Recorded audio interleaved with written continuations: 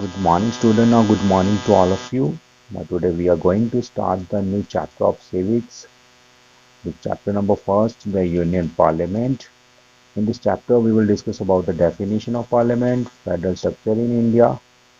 So, first of all, what is the meaning of Union Parliament? Union mean organization and parliament जो हमारी संसद भवन होती है. So, Union Parliament is the body of people representative who have supreme power of governance in a democratic government. So now we will discuss about the definition of parliament. Union parliament comprises of the president, the upper house of the parliament, meaning the Rajya Sabha, and the lower house, meaning the Lok Sabha. So mean union parliament में शामिल है president और upper house of parliament जिसका मतलब है राज्यसभा और the lower house of parliament जिसका मतलब है लोकसभा. सो in a democratic government the parliament act as a law making organ of government. एक लोकतांत्रिक सरकार के रूप में संसद कानून बनाने का काम करती है.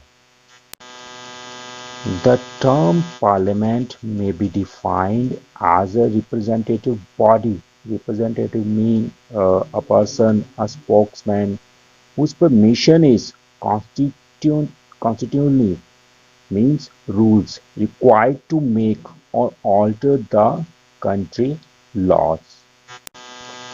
The parliament also has the power to control the executive, the Union Council of Minister.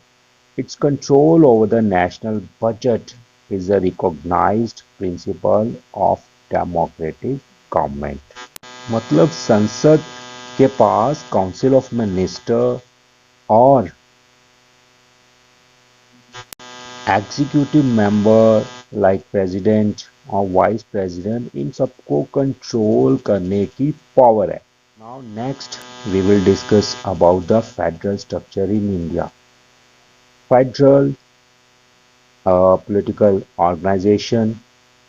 So the constitution has set up a federal system of government in India in which legislative, financial and executive power are distributed between the union and the state. Mean हमारे संविधान ने पूरे भारत में एक संगठित यानी कि federal सरकार स्थापित की है जिसमें यूनियन और हर स्टेट्स के विधायक यानी कि एमपी और एमएलए उनको फाइनेंशियली और एग्जीक्यूटिव पावर्स दी गई हैं. But the term federation is not mentioned anywhere in the constitution. पर संविधान में कहीं भी फेडरेशन शब्द का इस्तेमाल ही नहीं किया गया है. In the two sets of government exist the government for entire country, the union, and the government for the states known as the state government. मतलब भारत में सरकार के दो समूह हैं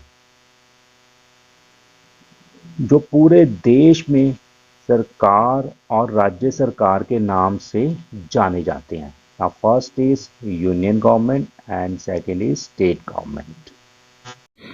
Every citizen obey two sets of law meaning the state law and the union law. मतलब कि हमारे देश का हर नागरिक यूनियन गवर्नमेंट और स्टेट्स गवर्नमेंट्स के बनाए हुए नियमों की पालना करते हैं. The Rajya Sabha act as the representatives of the states. Union Parliament has two houses. The first is Lok Sabha and the second is Rajya Sabha. In a federal setup, the second chamber should exist as an essential component. In the federal setup, the Rajya Sabha as the upper house serves as a protector of exclusive rights of the state. Exclusive rights means जो विशेष important अधिकार हैं। भारतीय federal system में Rajya Sabha upper house के रूप में लोगों के विशेष अधिकारों की रक्षा करती है। It represent the interest of the state. It is mainly composed of the representative means members of the union territory of the country and the state. इसमें मुख्य तौर पर देश और हमारी जितनी स्टेट्स हैं और जितने भी केंद्र शासित राज्य हैं इसमें सभी आ जाते हैं। The Rajya Sabha up by passing a resolution mean proposal supported by the two third member may request the parliament to make law for national interest on any subject of the state list। Rajya Sabha में 2/3 members के द्वारा मत पास किया जा सकता है और संसद किसी भी विषय पर कानून बनाने के लिए गुजारिश कर सकती है। The Lok Sabha, on the other hand, as the lower house of the parliament, is representative of the people in general. Representative mean agent, spokesman।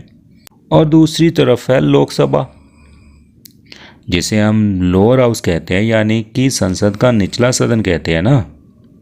The member of Lok Sabha are directly elected by the adult voter of India on the basis of universal adult franchise mean right to vote।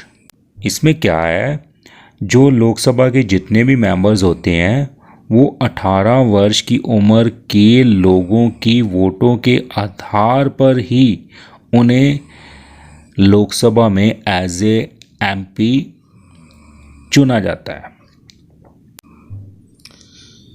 3 organ of the government।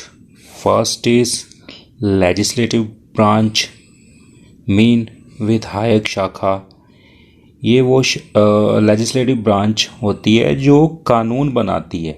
इसमें prime minister दोनों houses का permanent member होता है। लोकसभा जिसका मतलब है house of the people, एक राज्यसभा जिसका मतलब है council of the minister. Lok Sabha का अध्यक्ष होता है स्पीकर और राज्यसभा का अध्यक्ष होता है चेयरमैन। यानी कि लेजिस्लेटिव ब्रांच विधायक शाखा, इसका मतलब होता है कानून बनाना। कानून, इसमें जो लोकसभा और राज्यसभा के मेंबर होते हैं, इनके जो विधायक होते हैं वो सभी कानून बनाने का काम करते हैं। And next is executive branch, कार्यपालिका। इसमें आ जाते हैं प्रेसिडेंट और वाइस प्रेसिडेंट। अगर ये कानून बनाने का काम करते हैं तो ये कानून को पास करने का काम करते हैं। And next is judicial branch. अगर एग्जीक्यूटिव ब्रांच के जो मेंबर्स हैं जैसे प्रेसिडेंट, वाइस प्रेसिडेंट या इन लोगों से कोई गलती हो जाती है तो जुडिशरी उसको सुधारने का काम करती है। जुडिशरी में सबसे पहले आ जाता है सुप्रीम कोर्ट, देश की सर्वोच्च न्यायालय। उसके नीचे आ जाता है हाई कोर्ट जो स्टेट लेवल पर होती है। फिर उससे नीचे आ जाती है लोअर कोर्ट, डिस्ट्रिक्ट लेवल पर जो होती है। सुप्रीम कोर्ट में मेन जो मुखिया है वो है chief justice of India. He is the head of the supreme court. Present time जो सुप्रीम कोर्ट का मेन चीफ जस्टिस है उसका नाम है NV रमणा।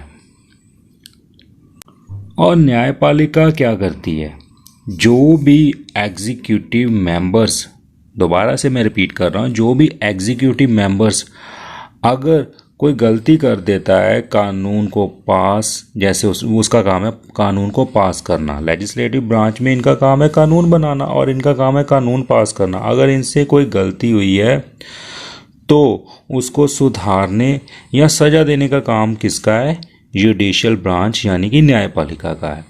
और किसी भी प्रॉब्लम्स का अगर सलूशन निकालना है तो उसका काम भी कौन करती है? न्यायपालिका करती है। और हम ये कह सकते हैं कि कानून बनाने की पावर है लेजिस्लेटिव ब्रांच के पास, जो कानून बनाने की पावर इनके पास है, और इनके पास कानून को पास करने की है। और इनके पास अगर कोई एग्जीक्यूटिव ब्रांच से इनसे कोई गलती हो जाती है तो उस गलती को सुधारने का या सज़ा देने का काम न्यायपालिका के पास है।